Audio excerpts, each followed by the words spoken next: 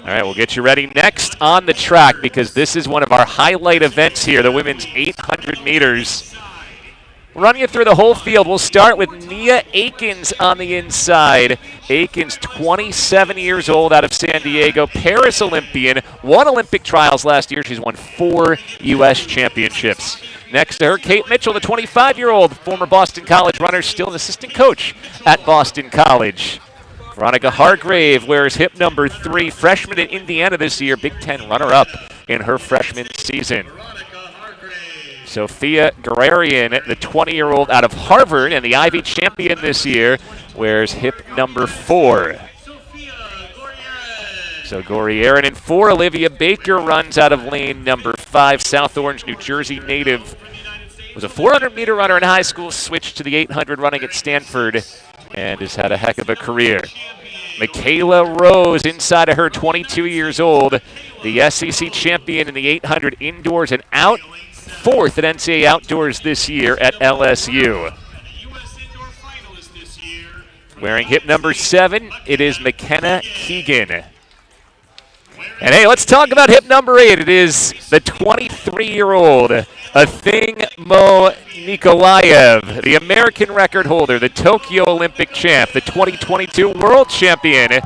But coming off her first 800 in about a year where she ran 2:03.44, said it was just getting back to racing. She's a week later, back to racing. We'll see what she has in store for us as we watch her out of hip number 8. Shafiqua Maloney next to her, the 26-year-old from St. Vincent, Tokyo Olympian who's run sub 158. Paris Olympian as well. She finished 4th in Paris.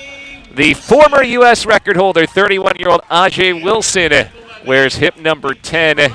Rio and Tokyo Olympian semifinalists both times. Penn State Nittany Lion, Rachel Gearing, an indoor Big Ten champion, wears hip number 11 to round out the field. And Taya Shelby will run the first 400 meters to try and pace this group to a fast time. I think talked a lot after her last race. She said, I'm so glad that I'm not really beat up about the way this race went. I'm just getting my season started, so looking to see her take another step forward here in Memphis. Away we go.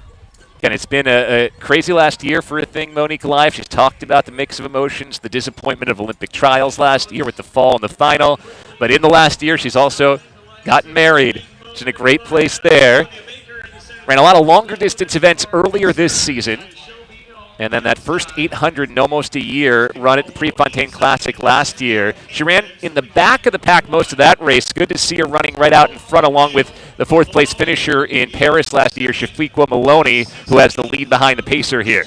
That was exactly what I was looking to see, how she went about the first half of this race. Like you mentioned, at Prefontaine, she went straight to the back. She goes back home with her coach. Now she's out in the front looking to take control of this race early on. So it is Maloney, Mo, Wilson, your top 3, and then Akins moving her way up behind them. See how fast these women have gone out here as we hit the 400-meter mark, right around 56.5 seconds, right on pace for where they were supposed to be. The pacer has stepped off, and it is Maloney in the lead.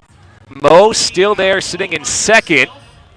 Wilson just to her outside. Akins is there as well.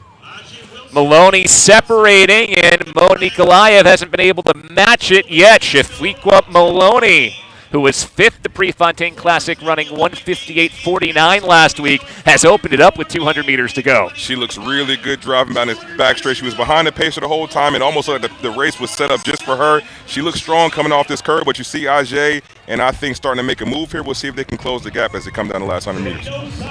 So Maloney leading as they make the turn here. Maloney still well in front. Wilson and Mo shoulder to shoulder. Baker behind her. Shafiqua Maloney and Ajay Wilson pulling ahead 1-2. It is a dominant final lap for Shafiqua Maloney. Might have gone sub 158. Wilson takes 2nd. And a hard close for 3rd as Mo faded back a bit. 1:58.13 for Shafiqua Maloney. Wilson under 2 minutes, 1:59.53 for 2nd. And Rachel Gearing closed really strong to go 1:59.70 for 3rd. McKenna Keegan into 4th. Meet record for Maloney and also a Tennessee all-soil record. We keep track of that here at this meet. Fastest time ever in Tennessee run by Maloney. You know, for Athing Mo Nikolaev. It was a good first 400 running from the front. Didn't have that next gear yet, though, when Maloney picked up the pace. Mo Nikolaev ends up in 6th, 3 seconds faster than last week. I feel like there's a few different storylines here. If you want to talk about our thing, okay, so she started off strong, she got to the front, but she hasn't raced in a while, but she still dropped 3 seconds off of her season's best. So you always talk about when you get to the U.S. National Championship, it's going to be 3 rounds. She's going to be somebody that I think those rounds are really going to pay dividends for as she starts to build on. But how about IJ Wilson? This has got to be one of her best times in a few years. She looked good, and obviously Rachel Gearing in third place. We are Penn State. Got to celebrate that. But it's Maloney who dominates, especially on the back half, and after the win, she gets to spend some time with Serenity. All right, Shafiqua, congratulations on your huge win. You went out in 56.5 if you didn't know. You were a woman on a mission. Was that your race strategy? I'm a sprinter at heart, and so I always knock and go out.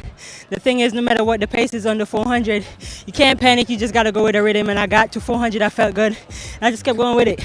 I mean, yeah, you set your own rhythm, and it was a tough field out here. You have Olympic champions, you have world champions. Did you try to make sure they didn't get in your head about that, and you just knew what you needed to do to execute? As an athlete, it's important to just come out here and run your race, and that's what I came out here and did. I can't worry about who else is in the race. I could only worry about me. That's what I came out here and did. And would you say you're happy with your win? What do you want to go back and fix? You're smiling. I was hoping to run 157, but it'll come in time. I wanted to run 157. You can't always know. You did absolutely fantastic, Shafiqua. Go ahead and celebrate. Appreciate it. Thank you very much. I don't know.